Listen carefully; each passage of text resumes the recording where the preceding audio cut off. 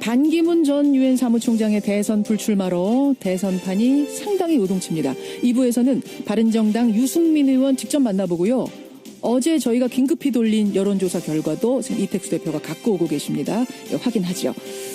권영철 기자는요, 이런 걸 분석했네요. 반기문 전 총장 외에도 박원순, 원희룡 이 3명의 주자가 불출마를 선택했는데 왜 이들은 불출마를 택해야만 했을까?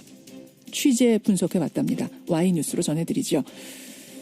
그런가 하면 새 아이를 키우던 워킹맘이 과로사한 사건. 참 많은 맞벌이 부부들을 울립니다. 워킹맘, 대한민국에서의 워킹맘, 그 현실은 어떤 건지 한 워킹맘의 호소를 직접 들으시면서 나의 모습, 우리 가족의 모습, 우리 이웃들의 모습 함께 나눠보죠. 50원의 단문 100원의 장문 유료 문자입니다. 샵 1212 카톡 레인보우까지 열어놓고 출발합니다. 예, 반기문 전 총장 대선 불출마를 선언하면서 지금 대선판 요동칩니다. 특히 보수 진영의 머릿속이 상당히 복잡할 것 같은데요.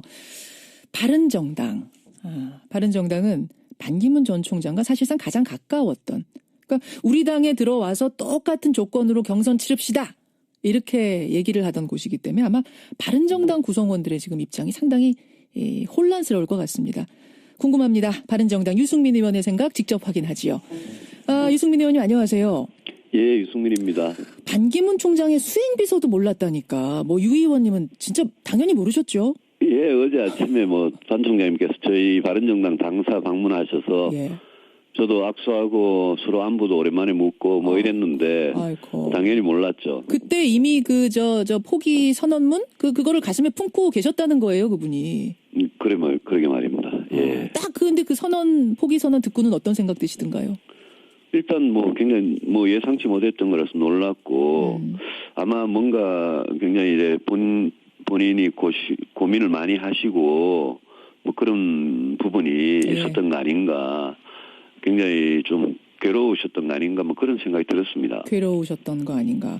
근데 귀국한 지 불과 20일밖에 안 됐고 그러니까 아직도 할 날들은 많고 그렇습니다. 지지율이 떨어지긴 했어도 2위 자리를 굳건히 지키고 있는데 왜 포기하셨을까요?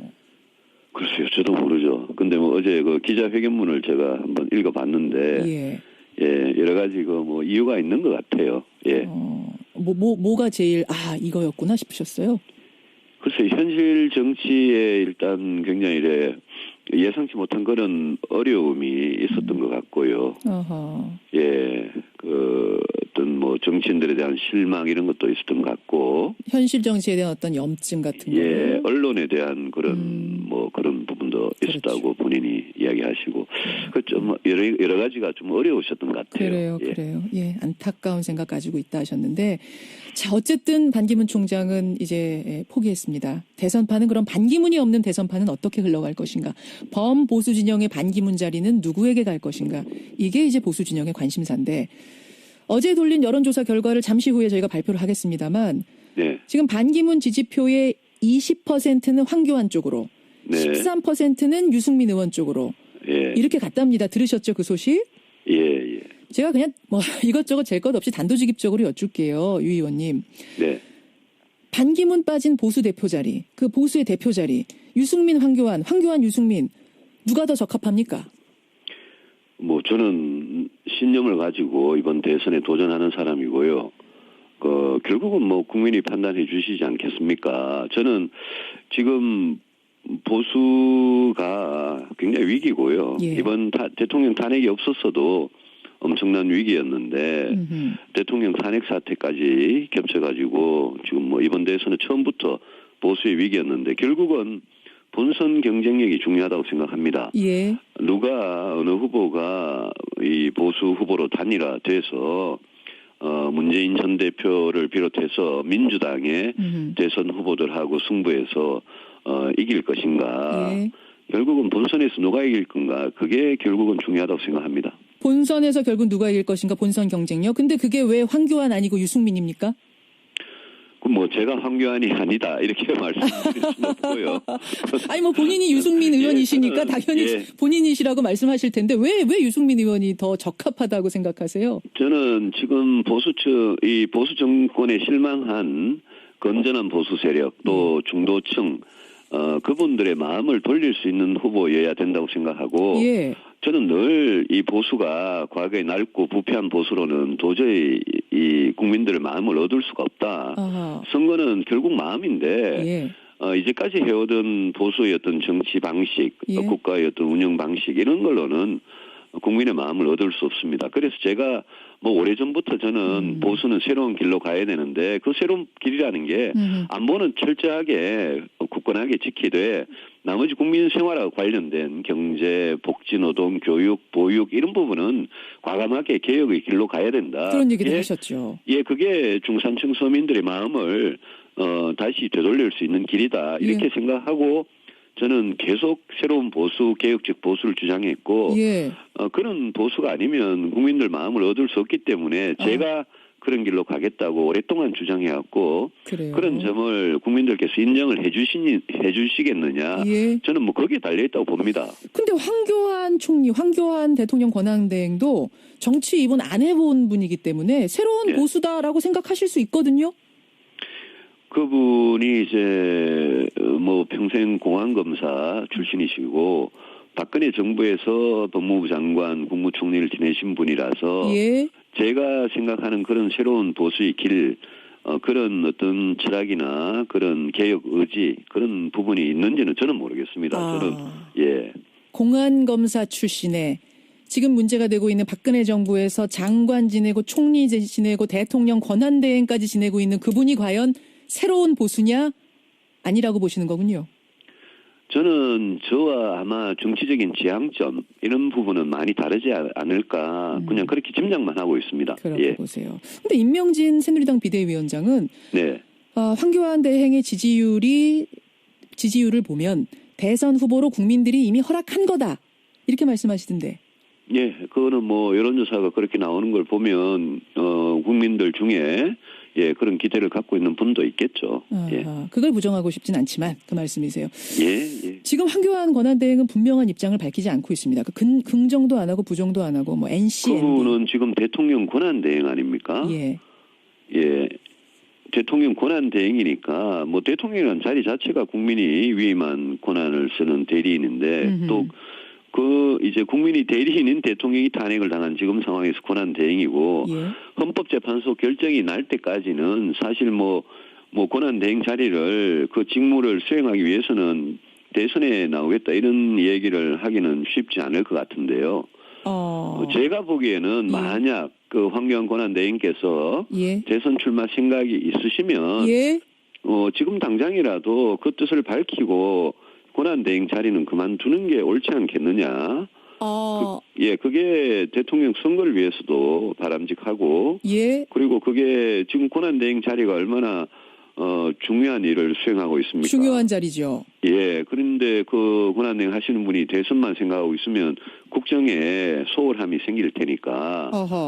그런 뜻이 있으시면 지금 밝히고 지금 나오고. 지금 나와라. 예, 권한대행을 또 경제부총리한테 또 다른 권한대행을 예. 만드는 것 자체가 참 그게 정치적으로 도의적으로 문제는 있습니다만은 예, 그래도 대선 출마 생각 있으면 밝히고 나오는 게 낫겠죠. 그럼 이제 이렇게 질문드리죠. 뭐 일단은 권한대행이 참 우스운 거기 때문에 이게 바람직한 건지 모르겠지만 그럼에도 불구하고 만약 본인이 나오기로 결심을 한다면 예. 최소한 언제까지는 이 권한대행직 내려놓아야 된다. 도의적으로. 마지노선 언제로 보세요? 아니요. 지금 방금 말씀드렸듯이 그런 생각이 있으시면 저는 지금 하는 게 지금입니까? 생각합니다. 예. 왜 지금입니까? 지금 만약 헌법재판소 결정이 탄핵 인용으로 나면 예. 그로부터 뭐 한 5, 60일 사이에 대선을 치르는데 치러야죠.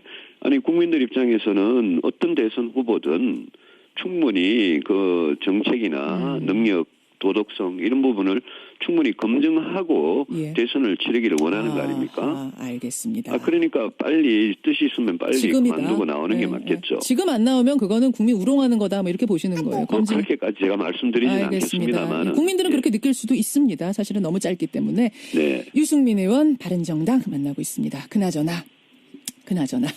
두 번째 공약 발표하셨더라고요. 예. 퇴근 후 돌발노동 방지를 골자로 한 칼퇴근법. 돌발노동 방지뿐만 아니라 이 야근이나 주말 근무 이런 것을 아주 강력하게 뭐 완전히 금지하는 건 아닙니다만은 그런 걸 못하게 하는 그런 칼퇴근법 그걸 제가 아이 키우고 싶은 나라의 2호 공약으로 어제 발표했습니다. 칼퇴근법 굉장히 흥미롭더라고요. 보니까 예.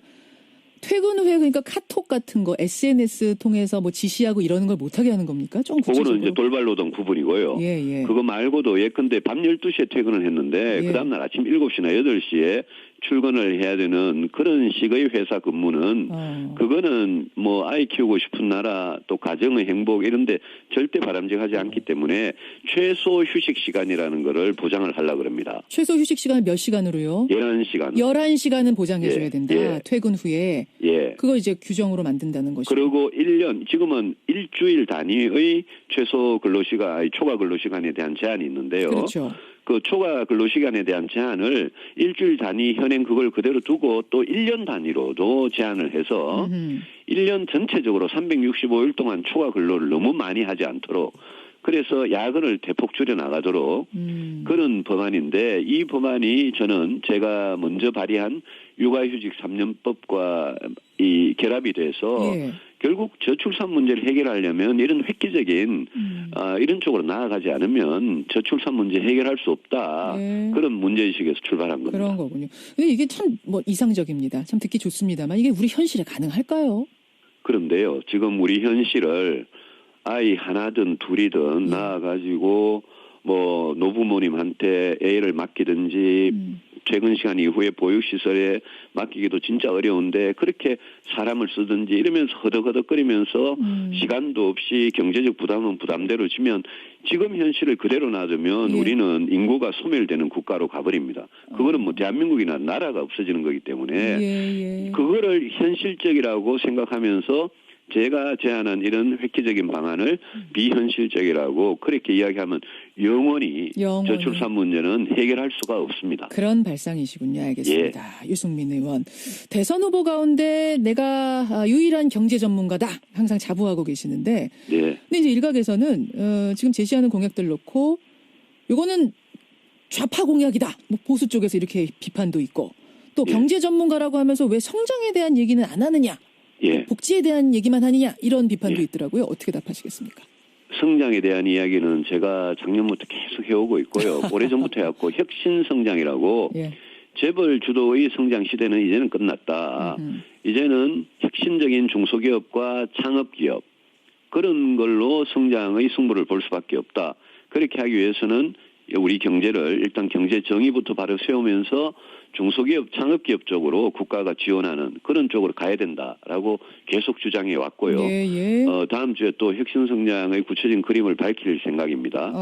그리고 좌파다, 뭐 진보다 이렇게 말하는 거는 저는 뭐 조금도 동의할 수 없는 게 방금 제가 말씀드린 육아휴직 3년이나 칼퇴근이나 또 제가 평소에 이야기하는 복지, 노동, 교육, 보육 이런 쪽의 이 정책들, 재벌개혁 정책들 이런 부분들은 대한민국을 완전히 새롭게 다시 뛰게 하기 위해서는 그런 정책들을 쓰지 않으면 안 될 정도로 지금 우리나라 상황이 양극화, 불평등 이런 게 심각하고 또 저성장, 저출산 문제도 심각하지 않습니까?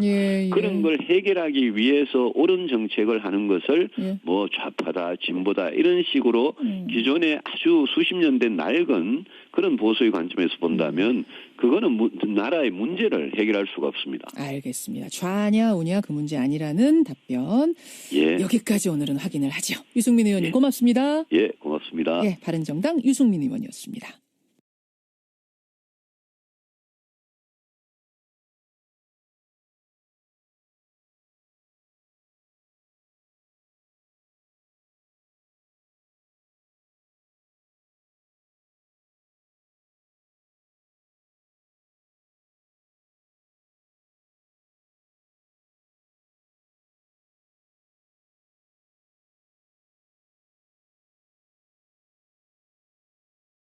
반기문 전 유엔 사무총장의 대선 불출마로 대선판이 상당히 요동칩니다. 2부에서는 바른정당 유승민 의원 직접 만나보고요.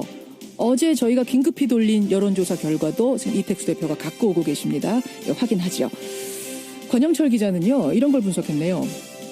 반기문 전 총장 외에도 박원순, 원희룡 이 3명의 주자가 불출마를 선택했는데 왜 이들은 불출마를 택해야만 했을까? 취재 분석해봤답니다. Y뉴스로 전해드리죠. 그런가 하면 새 아이를 키우던 워킹맘이 과로사한 사건. 참 많은 맞벌이 부부들을 울립니다. 워킹맘.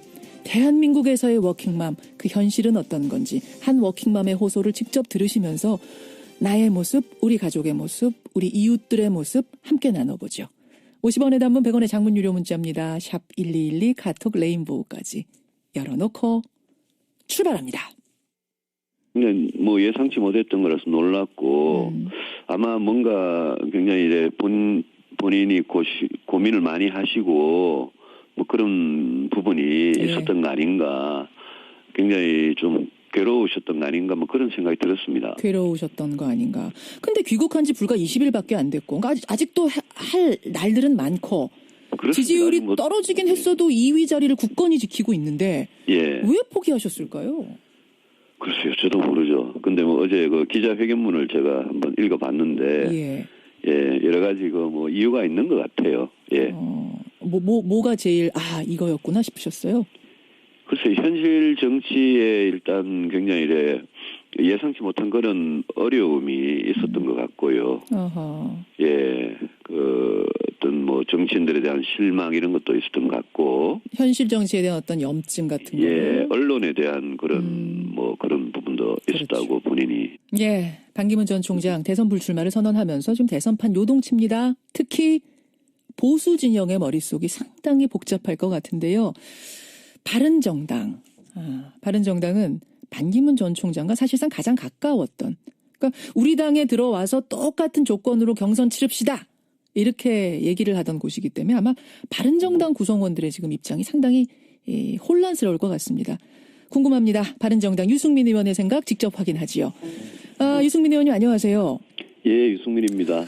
반기문 총장의 수행비서도 몰랐다니까. 유 의원님은 진짜 당연히 모르셨죠? 어제 아침에 반 총장님께서 저희 바른정당 당사 방문하셔서 저도 악수하고 서로 안부도 오랜만에 묻고 이랬는데 당연히 몰랐죠. 그때 이미 저 포기 선언문 그거를 가슴에 품고 계셨다는 거예요, 그분이. 그러게 말입니다. 딱 근데 그 포기 선언 듣고는 어떤 생각 드시던가요? 일단 대통령 탄핵이 없었어도 엄청난 위기였는데 대통령 탄핵 사태까지 겹쳐가지고 지금 이번 대선은 처음부터 보수의 위기였는데 결국은 본선 경쟁력이 중요하다고 생각합니다. 누가 어느 후보가 이 보수 후보로 단일화돼서 문재인 전 대표를 비롯해서 민주당의 대선 후보들하고 승부해서 이길 것인가. 결국은 본선에서 누가 이길 건가. 그게 결국은 중요하다고 생각합니다. 본선에서 결국 누가 이길 것인가 본선 경쟁력. 근데 그게 왜 황교안 아니고 유승민입니까? 제가 황교안이 아니다 이렇게 말씀드릴 수는 없고요. 본인이 유승민 의원이시니까 당연히 본인이시라고 말씀하실 텐데 왜 유승민 의원이 더 적합하다고 생각하세요? 저는 지금 이 보수 정권에 실망한 건전한 보수 세력 또 중도층 그분들의 마음을 돌릴 수 있는 후보여야 된다고 생각하고 이야기하시고 좀 여러 가지가 좀 어려우셨던 것 같아요. 그래요. 안타까운 생각 가지고 있다 하셨는데 자 어쨌든 반기문 총장은 이제 포기했습니다. 대선판은 그럼 반기문이 없는 대선판은 어떻게 흘러갈 것인가? 범보수 진영의 반기문 자리는 누구에게 갈 것인가? 이게 이제 보수 진영의 관심사인데 어제 돌린 여론조사 결과를 잠시 후에 저희가 발표를 하겠습니다만 지금 반기문 지지표의 20%는 황교안 쪽으로 13%는 유승민 의원 쪽으로 이렇게 갔답니다. 들으셨죠 그 소식? 제가 그냥 이것저것 잴 것 없이 단도직입적으로 여쭐게요. 유 의원님. 반기문 빠진 보수 대표 자리, 그 보수의 대표 자리 유승민 황교안 유승민 누가 더 적합합니까? 저는 신념을 가지고 이번 대선에 도전하는 사람이고요. 결국은 국민이 판단해 주시지 않겠습니까? 저는 지금 보수가 굉장히 위기고요. 이번